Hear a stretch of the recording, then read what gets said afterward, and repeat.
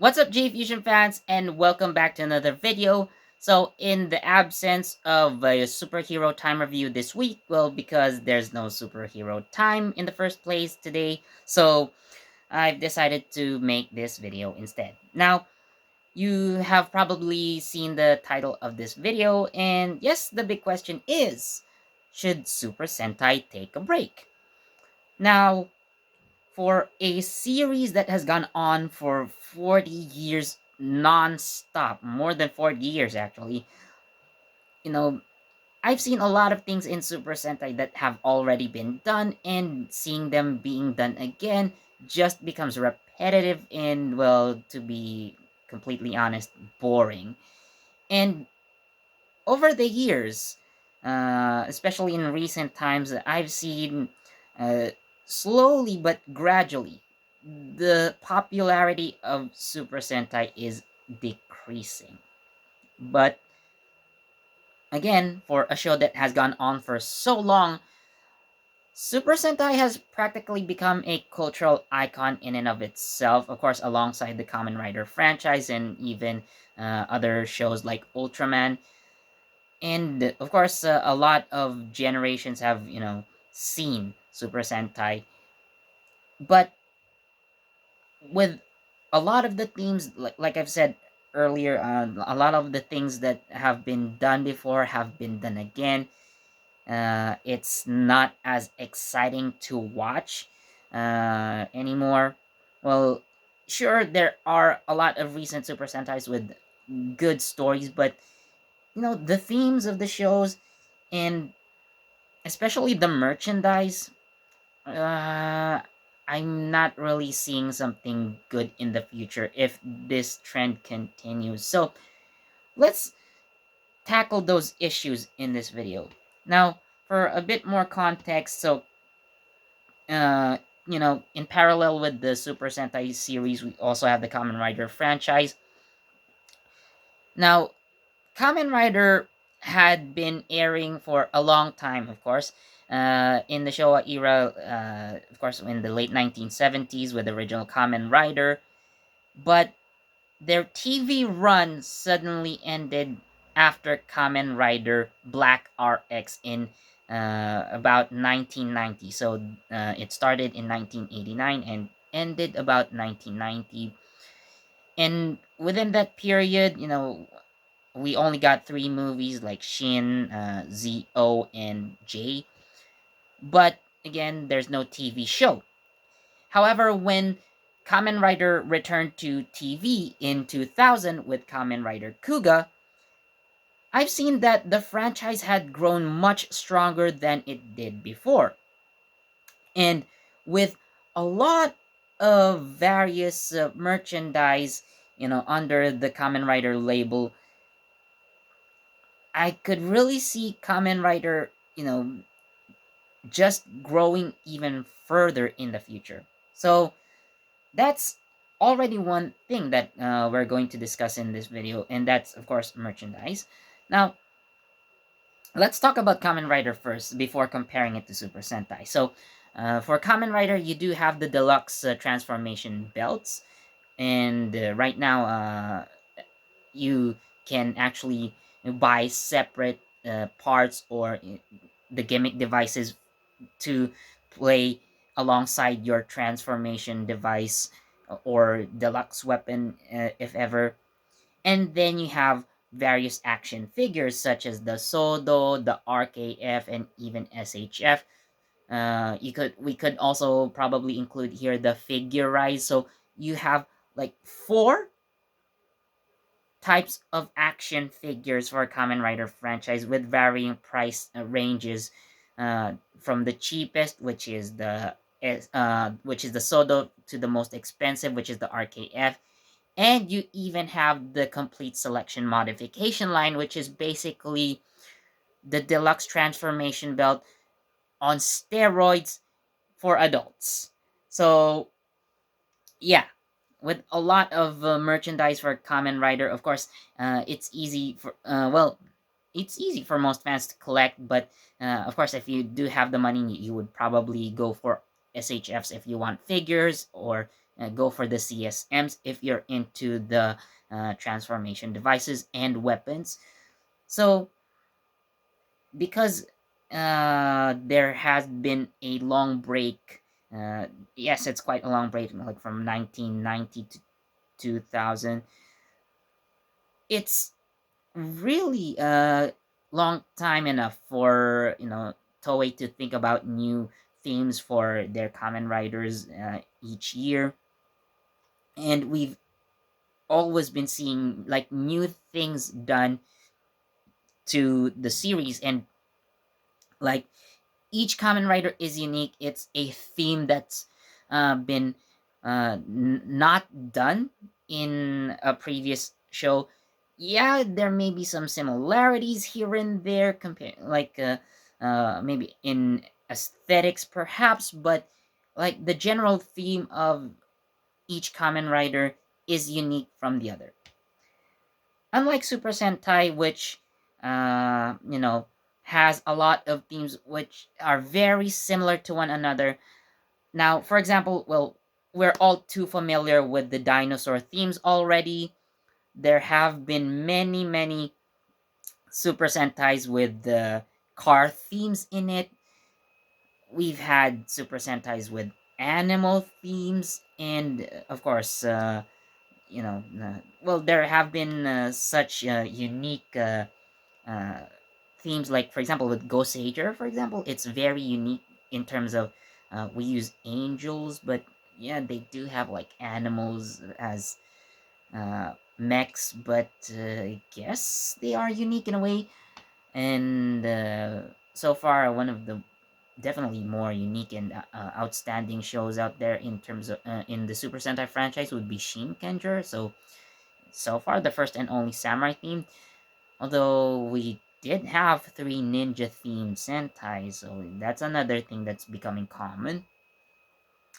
But yeah, at least with Kamen Rider, you do have like the uniqueness of the Kamen Riders with their themes in relation to their stories, of course. But in Super Sentai, it's getting harder and harder to think of newer concepts for each team. And going back a bit into the merchandise, what do we have for Super Sentai? So I have here, for example, a Yudo action figure of Ryuso Red. I don't have Kirame Red, by the way, because, well, I just wasn't able to buy one. So you do have this. And, well, you do have the deluxe transformation devices. You do have the deluxe weapons. And, of course, you have the deluxe robots. Now, for figures, the last time I saw a Super Sentai action figure, which is not a candy toy, by the way, was back in 2015 with Shuriken Sentai Nin Ninja. And suffice to say, that was a bad action figure. I could probably dedicate a whole video to that, but it was just really, really bad. I think the Power Rangers version, with Ninja Steel, they probably did a better job at being action figures. And ironically, the figures for Nin Ninja were actually very much inspired by the Power Rangers mold, which is very, very muscular. So, yeah, it really wasn't a good quality overall. I will make a review video about that, which would probably end up becoming a rant anyway. That's how bad it was. But again, it's in a separate video. Well, of course, the Udos right now are definitely much better than that. But like have something like RKF. So of course, this is an RKF Kamen Rider Cross, but you get the idea. So I would like for Super Sentai to at least have a toy like this. If they did this for Kamen Rider, Toei Bandai could also do this for Super Sentai, but they're not doing it. And I really think that it's a waste of potential merchandise, you know? Like, I would be willing to buy a Super Sentai action figure that is very much like an RKF. And even the SHFs that Super Sentai had, like, it just suddenly went out of production. Like, a lot of the series that have been featured in an RKF, Super Sentai RKF, like, mostly were just Red Rangers, or at least, for some of the later figures that have come out. But, yeah, there's not a lot of RKFs for Super Sentai. If you could ever still find one, probably on if you try to find on Amazon, or probably on some other online shop that still sells Super Sentai SHFs. But yeah, even that didn't get a lot of attention. The only time, I guess, Super Sentai SHFs got really popular would have been with the Go Kaijers, Jetman. Jetman was really, really popular as an SHF line. So, yeah, it's not really that good of a situation in terms of, the toy line. But again, for, let's say, for example, this guy, I got this for about 2,000 yen. So, a Super Sentai action figure that would have been around the same price, probably even cheaper, I guess, because Super Sentai suits are not that intricate, not gimmicky. Like, you just focus on the articulation, accessories, perhaps. So, I think Super Sentai figures that are made like RKFs, I think would sell pretty well. And another thing that, you know, I think is a waste of potential would be the current deluxe robots. Now, let's say, for example, with the Kira Major, with Kira Meijin, uh, deluxe Kira Meijin has a lot of clear, shiny parts. And those parts could have been, you know, you could have used even just a little bit of lighting effects in them. Of course, like battery operated uh, toys. You could probably get like a nickel battery at least if they're small enough. Uh, or let's say for the bigger components, you could use triple A batteries as well. But yeah, like Kinamajin, like it does look good, but it's a waste of potential because you don't even have lights and sounds, and it's actually quite small when you look at it. So the quality of the deluxe robos really changed over the years. Like another deluxe robo that I think was a wasted potential would have been Kishiryu. For at least with Tiramigo, you could have had like sound effects. Light.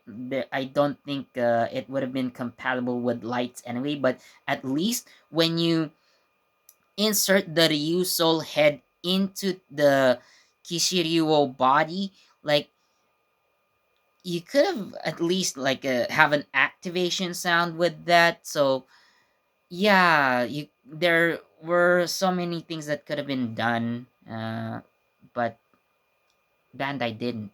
So it it really was a shame.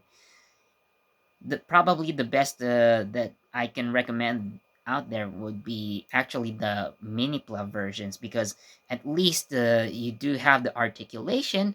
Well, as for the deluxe robots, well, you really don't buy them for the articulation. You buy them for their gimmicks, their combination gimmicks. But even then, uh, the combination for the Minipla models, for example, they're actually decent. And again, with that extra articulation, your Minipla robots can actually do a lot more compared to the deluxe. So, unless you buy, let's say, for example, let's go back to about the 1990s, or probably the 2000s, from early to late 2000s. So, a lot of the deluxe robots are battery operated. Like, I remember a deluxe Deca Ranger SWAT Robo, which was one of my dream deluxe mechas. Well, it I believe it had sounds. So probably the most unique deluxe robo that I've ever seen, and I still have on my wish list, would be the deluxe V Rex Robo from Time Ranger. A deluxe robo with remote capabilities. Yes, you can control it with your voice, I believe, or you can use the V commander that comes with it, because that's the only uh, toy that the V commander is the only henshin device in the Time Ranger toy line that requires you to buy the V Rex Robo, and I guess for anyone who got it, it was worth it. I suppose, but yeah, it it was very unique in that regard. But nonetheless, I really want Super Sentai Robos nowadays to have. Well, I'm not necessarily saying that you should do remote controlled stuff, but at least bring the DX back into the name, because you're just basically paying for plastic parts that combine together into robot, and that's it. Probably the worst offender of that I've ever seen is Duo King from Geoger. So it's just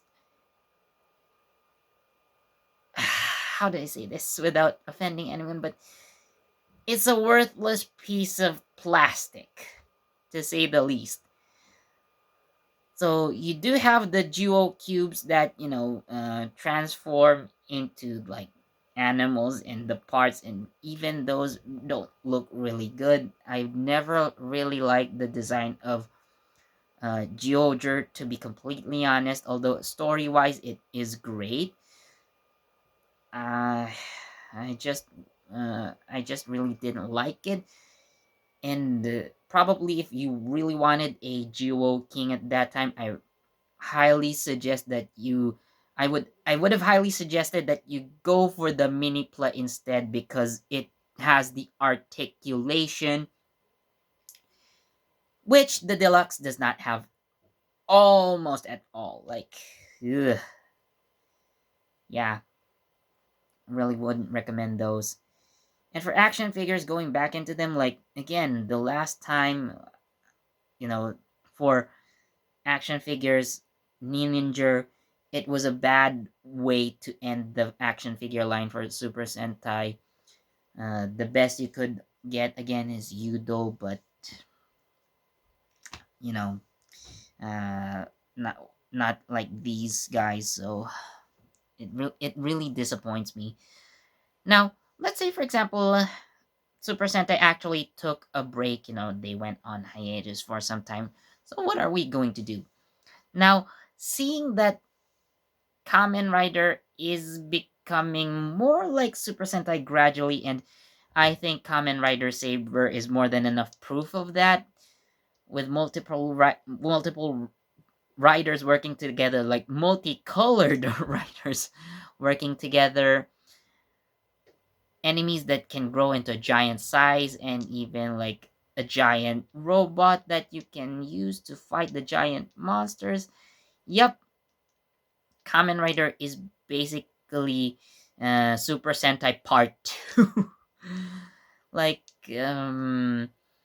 if, let's say, for example, Super Sentai would take a break, then Kamen Rider would have to fill in and, do both sides of the spectrum, like, completely incorporate some Super Sentai aspects into it. and then in a way like you feel like you're watching two shows at once with that style. But I'm not sure if many fans would agree with that. Or let's say, for example, we bring back the Metal Hero series, and I do think there is still some potential for Metal Heroes to become popular to this day. Although, uh, well, we should think of probably concepts that would appeal to, Super Sentai fans who would probably feel the nostalgia, like they feel the kind of withdrawal symptoms by not watching Super Sentai. So I guess like create a new space sheriff, perhaps. Like space sheriffs were probably the most unique uh in terms of the Metal Hero franchise. Well, let's say like of course the first space sheriff trio, which is basically a trilogy of the same story but with different protagonists. uh Jaspion and Spielvan, well, they were not technically part of the Space Sheriff saga, but uh, they basically were space sheriffs on their own. So I guess they looked cool. Um, Probably more unique would be uh, like focusing a lot on the rescue aspect, like uh, Winspector and Soulbrain. We could do that again as well.